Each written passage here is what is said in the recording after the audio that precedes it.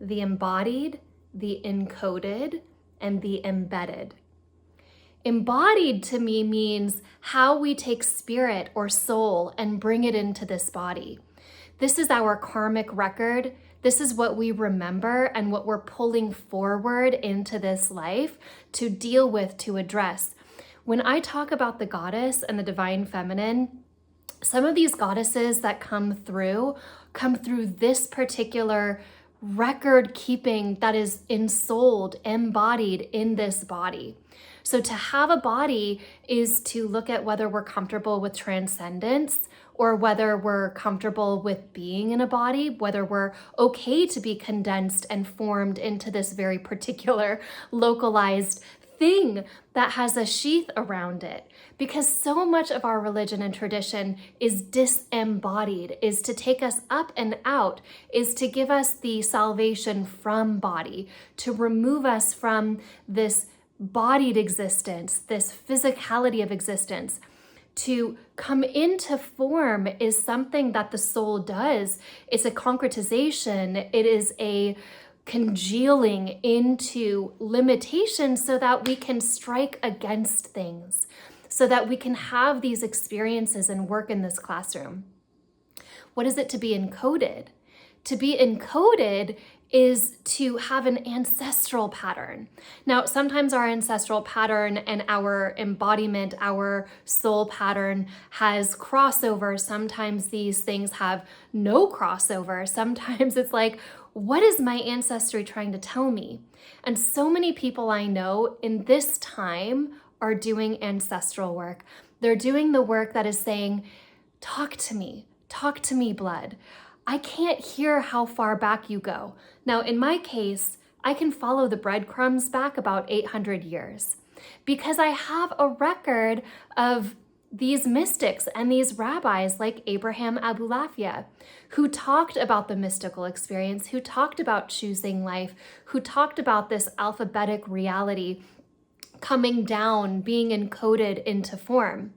But what comes before him is just as void and just as silent as I think most of us experience. I know my bloodline comes from a divine feminine priestess bloodline. I highly suspect that it comes from the goddess Asherah, who is the lion-throned goddess. The lion-throned goddess who has been Ereshkigal, has been Hathor Sekhmet, has been Durga, has been so many goddesses. To be in her lineage at this point in time, at this point in history, which has faced erasure after erasure after erasure, means to understand encoding. How am I encoded? What is my bloodline telling me about being encoded? The third one is embedding. We are embedded in a culture, location, place, and time. I'm in the West. I'm in California. There is a collective around me that talks about certain things. I am in direct relationship to those things. I'm in direct relationship to the ground underneath me, which has its own language and ancestry, which communicates and vibrates up into this experience. So I am embodied from this record, from this soul, from this karmic past. I am encoded from the deep blood that speaks, that almost pushes out and forward into my very vibrational being and informs so much of who I am, whether I have the deep memory or not. But I can't ask my dreams. The dreams pull that code up. And I'm also embedded. I'm embedded in this place, which involves colonization. It involves pain. It involves displacement. It involves a lot of the reckonings we see out there in the spiritual world. Is this mine? Do I have access to it? Am I so starved for an experience of the spiritual that I misunderstand the embedding of where I am, and I just reach and grab for what's around me because I happen to be in this place and time? I just reach out in California here for traditions that belong to the natives that lived here, because I know something sacred is under my feet and I'm hungry for that. And I don't remember my encoding, and I don't remember the deep soul contracts, the embodiment piece. We need all three to weave into this being in this place and time. And when we come into just one of them and kind of like clamp down on it, there's a risk there. If I were only to approach the last one here, this kind of like embedding of where I am, then I might reach for traditions with so little awareness, so little appreciation, that all of a sudden I chameleon into that. And that becomes my identity. You know, I put on the costume of it. We call that appropriation. I put on somebody's costume and then I offer it as mine. If I don't have the encoding piece, then I feel lost, sad. I might feel rage. I might feel those things even as I start to unpack the encoding, but all of those feelings of being lost in our bloodline, the pain, you know, most bloodlines carry a lot of trauma.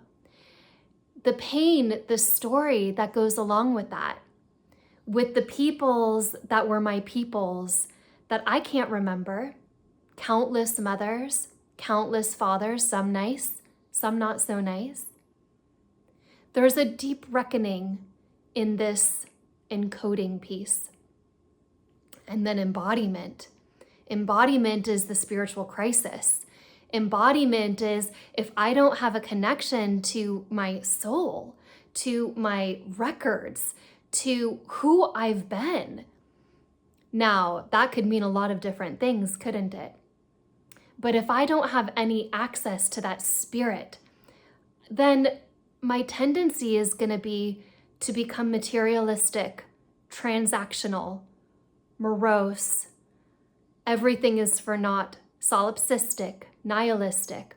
You know, all of these problems, I'll only believe science without believing in faith. So to bring back home these three aspects is really the work of our time, and it's the work of the goddess, because the goddess works on all three of these experiences, the three rivers that come together to create the body of water that is this being, that I am embodied. I am embodied with soul realization from great goddesses. And sometimes I don't even know where that goddess came from. She has this imagery. This is how she looks. It's very specific. She has this many arms. She looks a certain way. She's a certain sound frequency. That starts to come in when we listen. Our encoding from our ancestors, what is sacred from them, starts to come in.